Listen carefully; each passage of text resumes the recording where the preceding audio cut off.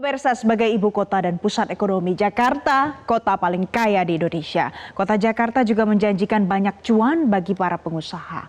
Dengan anggaran pendapatan dan belanja daerah atau APBD yang mencapai 91,35 triliun rupiah pada 2025, Jakarta semestinya leluasa untuk menggulirkan berbagai program untuk kenyamanan dan juga keamanan warga. Jadi kalau Anda tinggal di Jakarta, beraktivitas di Jakarta, pasti di dalam mindset begitu aman tinggal di kota ini. Warga kota Jakarta memang mungkin bergelimang harta untuk sebagian orang. Ternyata masih jauh api dari panggang untuk bisa disebut hidup nyaman dan aman. Warga belumlah aman, apalagi nyaman termasuk dari ancaman kebakaran yang bisa terjadi setiap saat.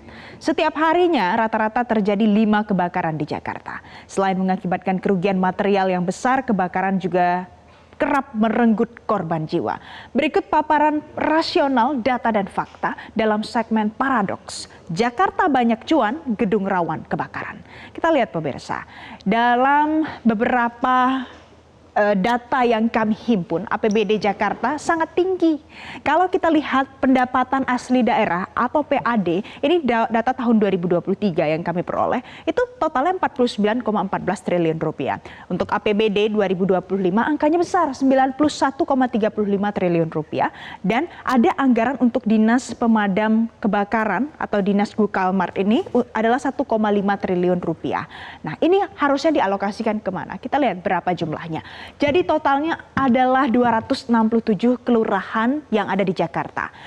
Ternyata dari penjabarannya 267 kelurahan itu 172 kelurahan sudah punya pos pemadaman kebakaran. Sedangkan masih ada 95 kelurahan yang belum punya pos pemadaman kebakaran.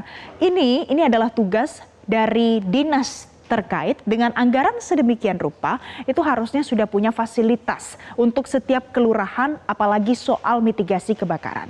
Kemudian pemirsa, kita lihat lagi bagaimana dengan gedung-gedung di Jakarta. Karena gedung juga tidak lepas dari yang namanya potensi kebakaran. Anda ingat? Gedung ATR BPN saja, gedung kementerian yang lokasinya di Jakarta tidak lepas juga dari yang namanya kebakaran. Itu adalah gedung pemerintah loh, bukan permukiman masyarakat. Kita lihat berapa jumlahnya, total gedung ada 2.609 unit. Yang masuk ke dalam kategori gedung ini pemirsa adalah bangunan dengan 2 lantai atau lebih tingkatnya. Nah, 1.915 gedung sudah memenuhi syarat standar deteksi kebakaran. Karena ini ada besar kaitannya dengan mitigasi kebakaran. Sedangkan 694 tidak memenuhi syarat standar deteksi kebakaran. Mau tahu lagi yang lebih miris? Yang baru saja menggemparkan publik, kebakaran di gedung Glodok Plaza itu juga adalah salah satu yang tidak memenuhi syarat pemirsa. Kemudian kita lihat, rata-rata dalam satu hari kalau Anda mungkin sedang beraktivitas, berapa banyak kebakaran yang kalau Anda melintas di jalan ada api besar. Nah, ternyata kalau dari data pemirsa, 2022 itu kurang lebih 4,6 kebakaran per hari. Jadi ada 4 kebakaran. 2023 6 kebakaran per hari di Jakarta dan 2024 ada 5 kebakaran per hari di Jakarta. Ini adalah berdasarkan data dan fakta yang terjadi di lapangan kemudian dirata-ratakan di sepanjang tahunnya. Nah, masuk 2025 kita lihat ada kebakaran besar bahkan di awal tahun ini menggemparkan ada 2 lokasi. Yang pertama di Jakarta Barat di Glodok Plaza pemirsa.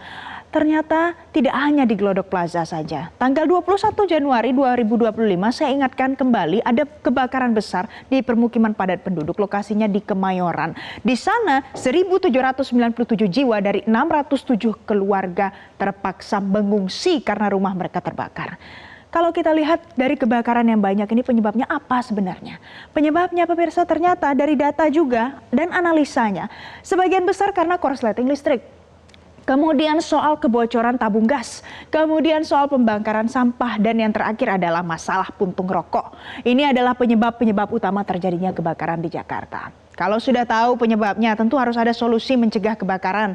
Solusinya tentu yang pertama adalah untuk perlu ada peningkatan infrastruktur pemadam kebakaran. Karena tidak bisa dipungkiri jika terjadi kebakaran, pemadam kebakaran ada di garda terdepan. Kemudian penegakan regulasi dan pengecekan rutin soal instalasi listrik. Karena tadi kita ingat, korsleting listrik itu paling banyak juga menyumbang penyebab kebakaran di Jakarta. Nah, Nah, kita lihat bagaimana dengan tanggapan dari Kepala Dinas Gulkarmat Jakarta. Ini disampaikan kepada awak media pemirsa, Satriadi Gunawan, yang mengatakan dari hasil pemeriksaan semua gedung bertingkat yang ada, 694 gedung di Jakarta belum memenuhi syarat proteksi kebakaran. Sisanya sekitar 1.915 gedung sudah memenuhi syarat. Berarti ada tugas, hampir 700 gedung harus dipenuhi standar keselamatan dan keamanan dari kebakaran. Kemudian kalau kita lihat dari anggota Komisi D DPRD Jakarta, Gozi Zulzalmi, yang mengatakan begini, misalnya gedung rentan kebakaran tapi tidak memiliki deteksi dini, maka gedung harus dievaluasi bagaimana keamanan dan pengamanan gedung itu. Ini adalah support yang disampaikan kepada Gulkarmat. Tentunya apa? Tentu supaya ini bisa lebih baik lagi ke depannya. Untuk masyarakat lebih nyaman lagi tinggal di Jakarta. Jadi bukan hanya sekedar tinggal di ibu kota Jakarta, ada potensi banyak cuan, tapi perhatikan keselamatan Anda pada saat Anda beraktivitas maupun Anda berdomisili tinggal di rumah yang aman dan nyaman, jauh dari kebakaran. Jelajahi cara baru mendapatkan informasi. Download Metro TV Extend sekarang.